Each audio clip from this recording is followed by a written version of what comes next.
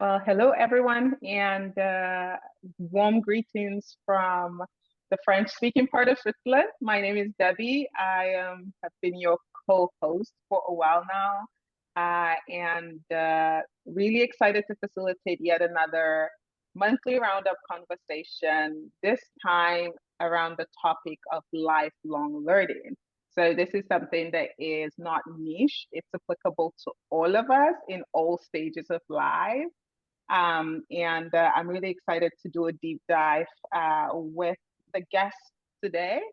I think everyone by now should know what the monthly roundup is about, but if you do not, or if this is your first time coming in contact with the monthly roundup, it's a platform where we get to process some of the content on the ELLC, the European Leaders Learning Community, and give you a taste of what some of those contents are, and also hear some wisdom and personal experiences from our guests.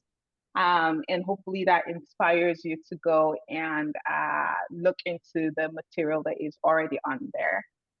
And today, joining me are two amazing people. Uh, First, I will introduce Juan, or just learn how to pronounce his name properly. So Juan is originally from Colombia, currently lives in Thessaloniki in Greece, part of the leadership there, and works with the re-pioneering the YWAM work in Thessalonica. So welcome, Juan. Really excited to have you on, and I'm excited to listen even more to what you have to bring.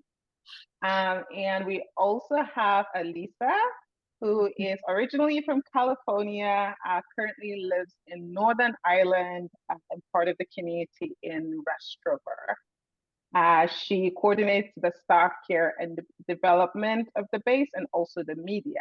So welcome, Alyssa. Super glad to have you here and looking forward to hearing your wisdom and your thoughts. Okay, so let's dive in. The monthly topic is lifelong learning. Uh, we were already talking before we hit record, and I think that you guys have really great things to share. But Juan, maybe we'll start with you. What stood out to you? What is lifelong learning to you? And yeah, maybe kick us off with that. Great.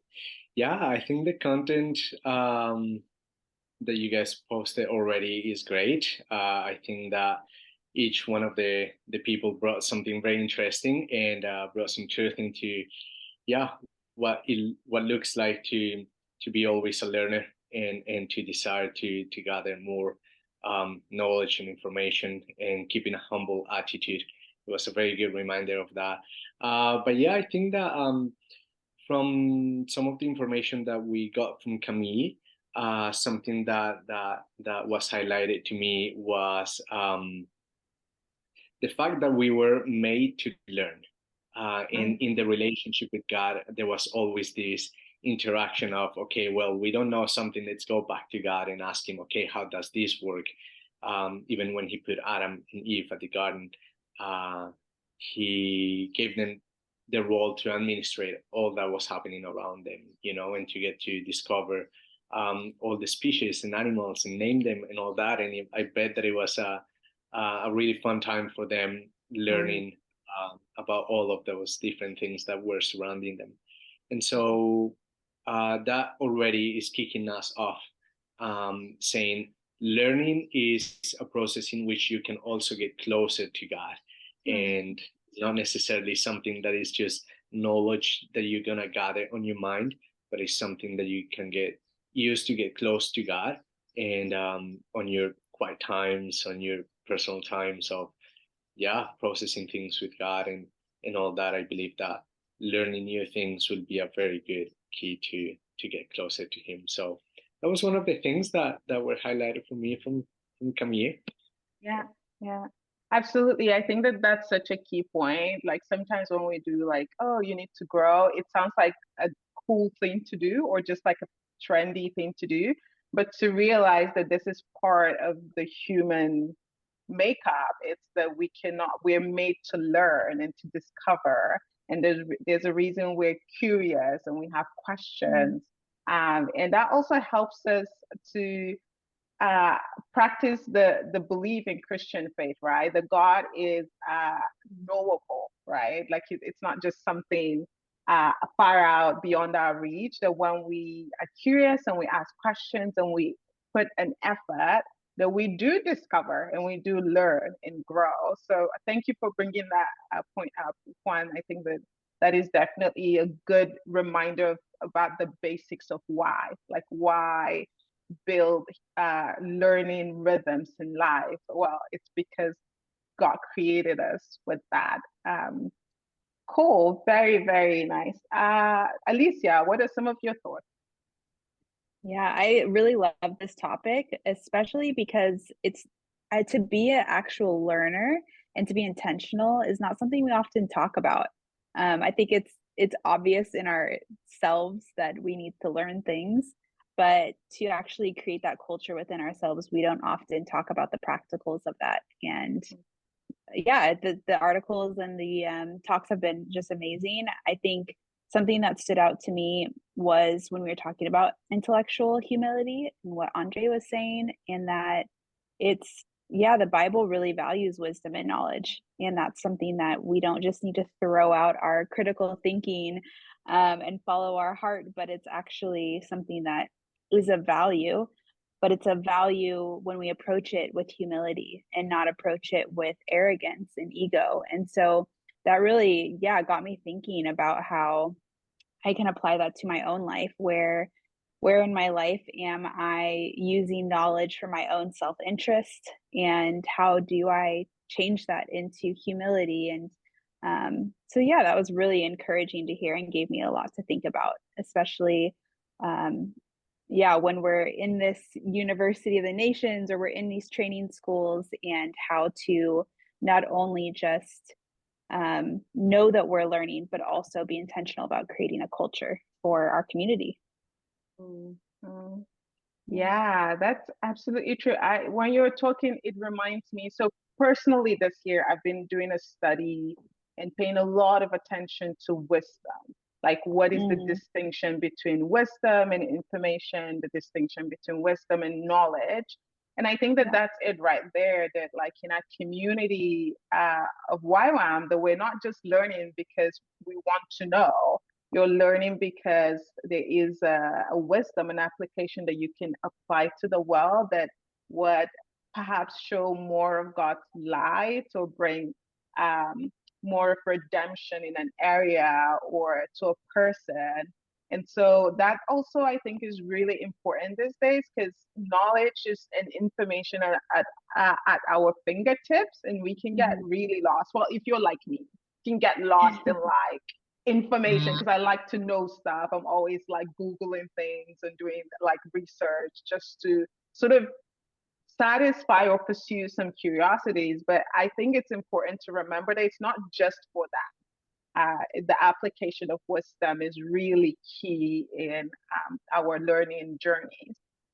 Mm. So my next question would be like, what practically has resonated with you guys from either the material put out this month or for yourselves, like your experiences, what have you done in order to foster or create rhythms of learning to make sure that this is something that is alive in your lives? Yeah, that's a great question. I don't think so that I will be able to tell you the amount of things that I've done in my personal walk to keep myself learning. You know, I think that um, yeah, I mean, just maybe as you were sharing with us before, there are people that naturally loves reading books, that naturally loves getting more information, getting more understanding of things, just naturally doing the research work that is needed, you know. And but for other people, and maybe even for the same person, but in different areas of life, things are not as they don't come as easy as we wish or hope that it will be as easy. You know, for some people, it will be way easy to learn languages, and for other people will be way easier to learn how to run the finances of a YWAM base, you know. And that's completely normal. That's completely okay. But I think that something that has been really helpful for me, at least, it has been to always keep the curiosity on, and to always keep on asking questions instead of assuming things, um, and also to be very, very aware of comparison, because I feel like comparison will be probably one of the first things that we need to deal with when it comes to learning something new. You know, why do I want to learn to speak another language? Is it because I really want to serve the country and the places where God may call me to be, or is it because I just want to show off that I know some other languages or something like that? You know, I think that we need to keep our minds and our thoughts very, very aligned with humility, and of course always bringing love into the equation. I think that it's amazing. You know, even in the Bible we have so many places where we can see that reminder, just saying there's no worth on knowing so many things. You know, it's worthless, and but if you put love on it, it's gonna be great. You know, so just always keeping curiosity on, and not allow the enemy to bring comparison, or even ourselves to allow those kind of thoughts in our minds. I think that's very important, and it has been very helpful for me.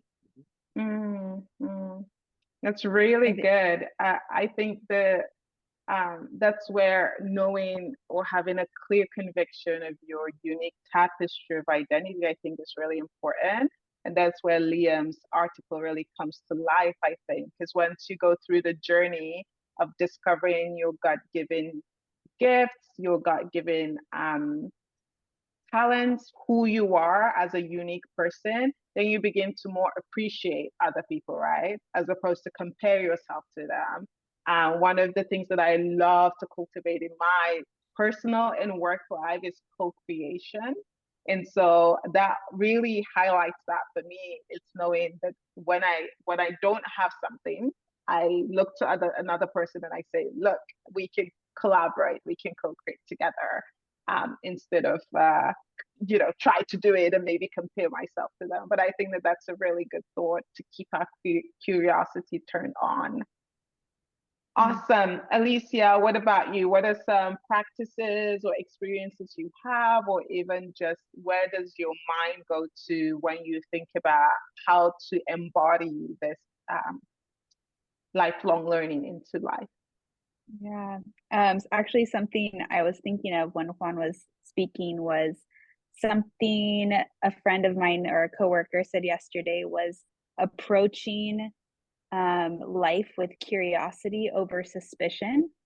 And I just thought that really encapsulated what it's like to be a learner with love, like you were saying, especially when we're entering other cultures. I mean, in YWAM, we are always going to new places. We are often moving our entire lives to new places and relearning an entirely different culture than our own. And to approach something where you're curious, and that is the first kind of emotion or action rather than being suspicious of it, especially with new people that we meet. I think that's a great way to develop that love and humility within learning. So yeah, I just thought that was really great what you were saying.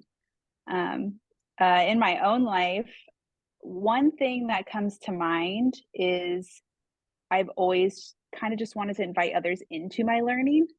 I think that kind of naturally flowed out of me, where it's, if I'm learning something new, I want others to know about it as well. And that's often looked like hosting a documentary night within our community and discussing those things, or having a book club and going through new ideas and processing new ways to view the world together. I think that's kind of helped me to also be a learner, is when others are doing it with me. So kind of looking in how to create practical spaces for that to exist in our base has been something that I've found really valuable. So Yeah. Yeah, and I think that that highlights the importance of why we learn, right? It's not just for us, it's also to serve people and to be a Right. blessing to people. So inviting, I think if people don't even do that naturally, that would be something a great leader could start to practice, to say, how can I create space for others to be part of this? Because there's Right. so much, you create a different atmosphere, and a different inspiration perhaps for your community and the people that you're leading. Really, really great. I thought that the sort of, I don't know if it was a Q&A slash article with Carl Tinian and other people there, was interesting in terms of looking at what learning looks at in different stages of life, right? So what does learning look like when I'm 20 as opposed to 30 as opposed to 40, right? If I separate the decades that way. But there was something interesting that I found in within that. But what are your thoughts in terms of, does learning look different in different stages of life, or should it look different? I don't know if you guys had a chance to read that article, but what are some of your thoughts? Yeah, I mean, I think that it will be, yeah, I will say yes. You need to look at yourself and your capacities depending on the season that you are, you know. I think that there are opportunities out there that we need to learn how to recognize and take on specific moments and specific times in life. And if we don't, we'll probably end up saying like, oh, I wish I would have done that seminar at that time, you know. Now I don't have time, now I have a family, now I have kids that I need to take care of, and it's not the same season of life, you know. And so I think that we do need to learn how to recognize those seasons of life and what it's being offered around us, because we can learn, yes, from our leaders, we can learn from other staff, but we can also learn from like short-term staff. We can learn from anybody really, in any occasion. So it's not just like looking at who is this person that has a voice in my life that can teach me and what can I learn from them, but honestly just be looking at everything around you and how can you learn from that and from them. So Carl, I think he uses the example of how much he learned through one of the experiences that he had on outreach and when he was leading the outreach of a DTS. And that reminded me and highlighted again something that most of our staff share with us, and it's how much they learned the first time they staff a DTS. And so it's putting into practice things that you have heard of, that you have learned, will help you develop some, go deeper in the understanding also. And so I do believe that yeah, putting into practice is something that we need to learn how to do more, because we get so much information around ourselves nowadays and so easy, that it's just a matter of how to put that into practice and recognizing the timing for those. Mm-hmm.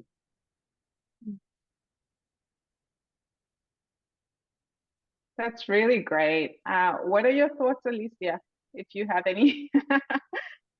I mean, yeah, I totally agree with what he was just saying. That's exactly what I was thinking.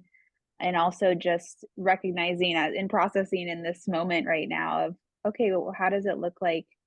How does learning look like for me, compared to what it looked like 10 years ago? And yeah, just seeing even that it actually looks a lot more specific, and recognizing that as I've known the Lord in a much deeper way than I did 10 years ago, I also know myself a bit more and what I actually think I need to learn more about, and what my heart really thrives in, and who God created me to be, and what my ministry calling is. It kind of narrows down that learning into a deeper, more specific desire as well. And so, yeah, I'm even just kind of verbally processing that right now. So, but it's such great content to think about all these things.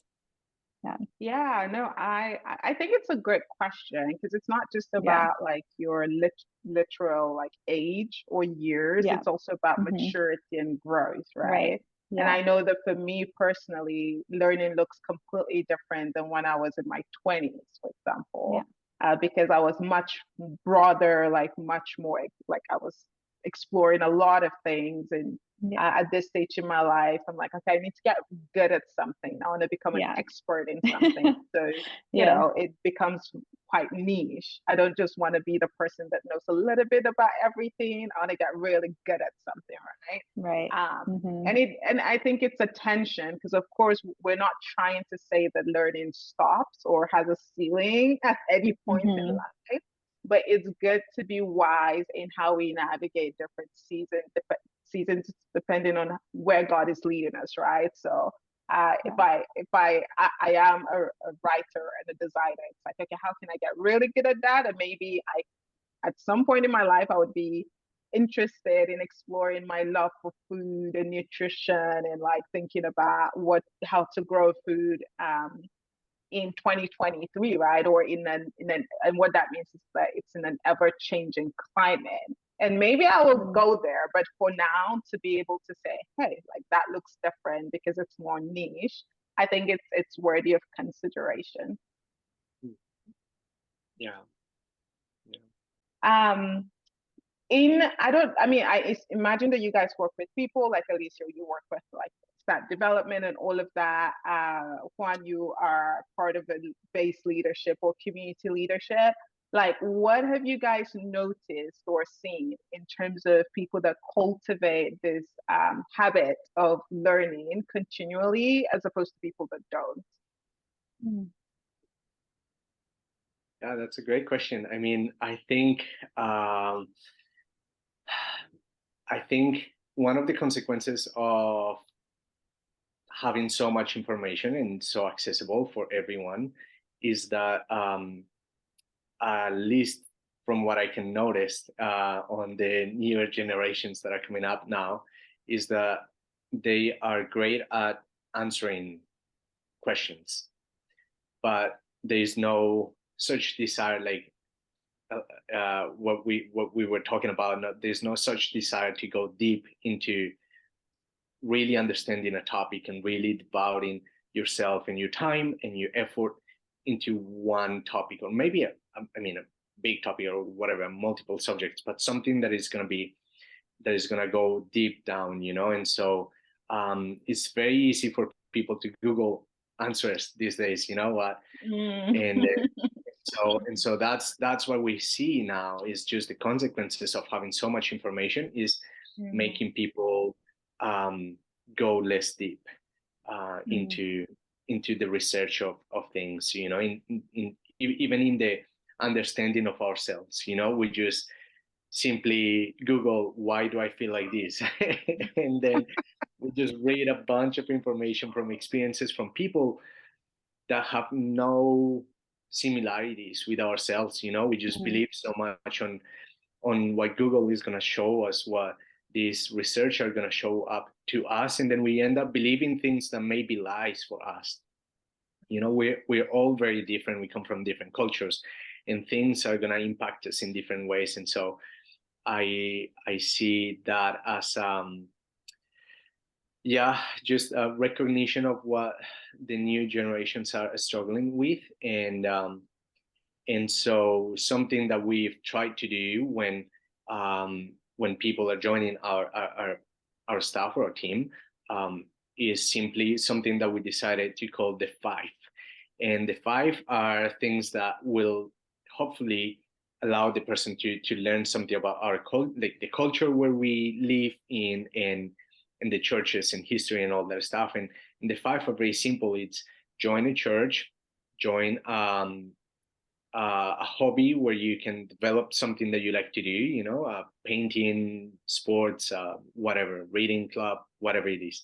Um, Join a ministry that was not created by YWAM, but that it's founded by a church, local church or something like that. Learn the language, and invite a friend to go out. If we made friends in any of these different places where we find ourselves, and so just invite a friend to go out, and that's very helpful, and it has inspired people to want to learn more about the culture, and they discover, oh, the Greeks did this way. And when we go shopping, we need to talk to people like this, in this way, and it's not. We need to be more polite with older people than with younger people, and so those are things that you learn only by experience and by going deep into the understanding of a culture like that. But all those are things that hopefully will go help the person go deep on discovering the culture that they are, and it will give them hopefully also an example of how to go deep on a subject or something that they need to learn. Mm, yeah, I love that example highlights like the importance of practice. You have to practice the things that you think you believe in, or even the things that you are sure you believe in. Because it's when you practice that you sort of go, how can I apply this? How can I think about this in sort of a multi-dimensional way, and not just have ideas in my head that are disconnected to reality, but testing information, testing knowledge, and as believers in Jesus, going, actually, how can I go beyond that, right? How can I turn this into wisdom? How can I turn this into a blessing for other people? So I really love what you shared, Juan, because I think it really highlights one of our values: first do, then teach, right? You've got to practice this stuff, you've got to embody it. That's really good. Thank you. Alyssa, some thoughts?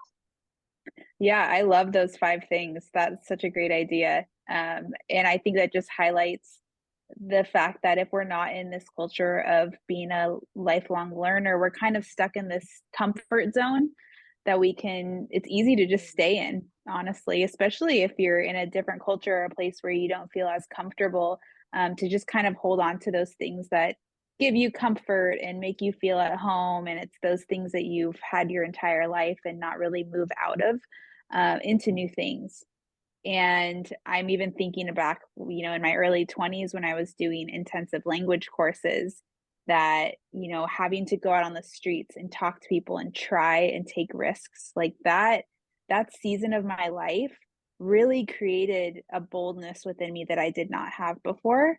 And it created this kind of humility that I did not have before, of I'm failing many times.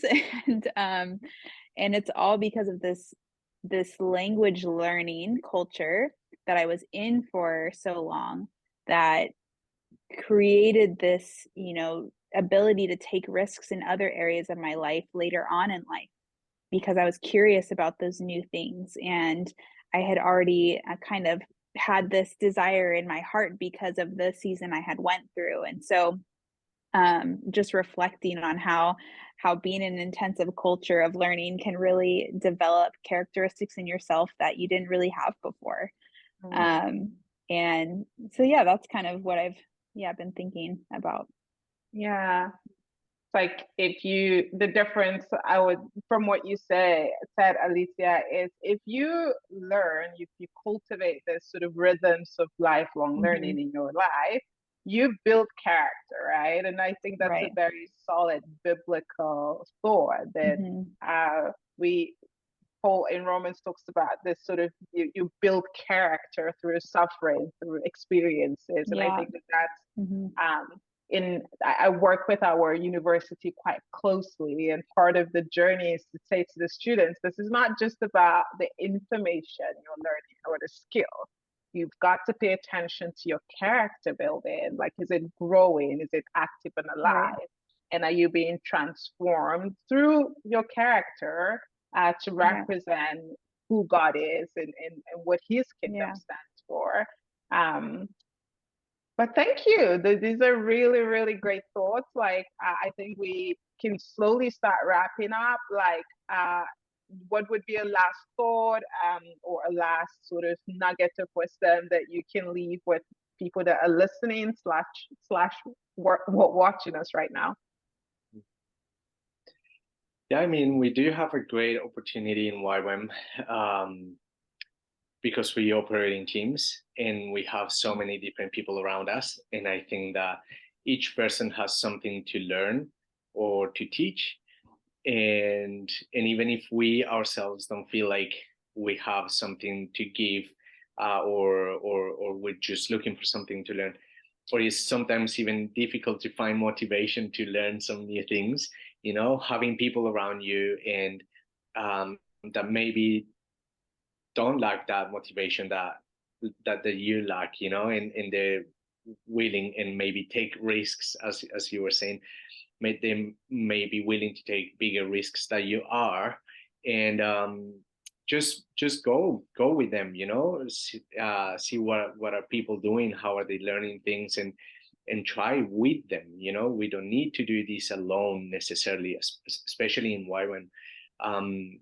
We can do it in teams. We can go and invite somebody. Hey, do you want to come and go to this place and speak more Greek or whatever language you're learning, or do you want to go and join this group, or do something together with people, and that may be a good motivational aspect for you to keep on learning. And again, just addressing things with curiosity, asking questions, not assuming, not comparing yourself, um, and knowing that that's how we are, um, that we were built. We were built like that from God. That we get that curiosity from God. We get that desire to learn more things and from God. And so we should cherish that on our minds and on our thoughts, and always look for more from that aspect. Yeah.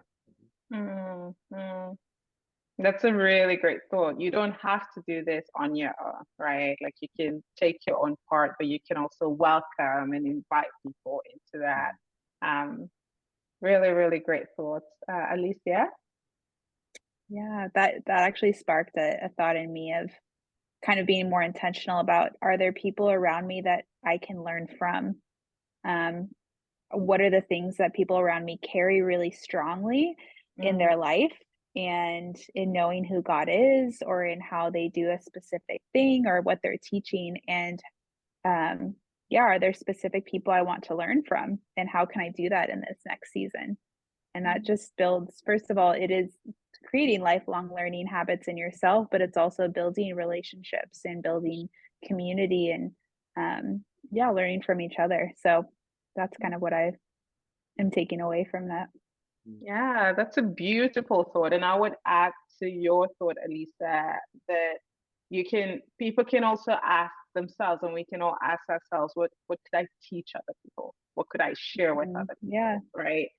Because I teach, and I know that every time I teach in whatever context, whether I'm speaking for 15 minutes or I'm teaching for 2 weeks, I always learn something as well in the Yeah. process. And so to say, what does generosity look like for me to say I'm learning about hospitality, I'm getting new revelations. So I'm, learning about wisdom because I'm putting all this effort to learn and I'm getting revelation from God. How do I become generous with those? And I think that when we do both, we're intentional about who we can learn from, but we're also saying, who can I share with? I think that that's a holistic way to think about it, and to welcome people into our process, but also be available to be a blessing for other people's processes. But thank you so much, Juan and Alyssa. I really enjoyed talking with you guys. I think that you guys brought something unique to the table, and little spark of thoughts and wisdom that we can all glean from, and sort of continue to process even into the future, journeying through what it means to practice a life of learning. So we're going to wrap it up there. And again, I want to say a big thank you. And for you guys, whether you're listening on a podcast platform or watching, I would encourage you to go back on the ELLC website and look at all the other material that is on there. They're great nuggets of wisdom that can help you in your journey. And I will just wrap up by saying, make sure that you are intentionally cultivating this habit of learning into your life, that you are giving, but also you are receiving. So have a great rest of the spring. It's spring in Switzerland, at least. We're slowly going into summer, so I hope everybody enjoys the coming season. Bye bye for now.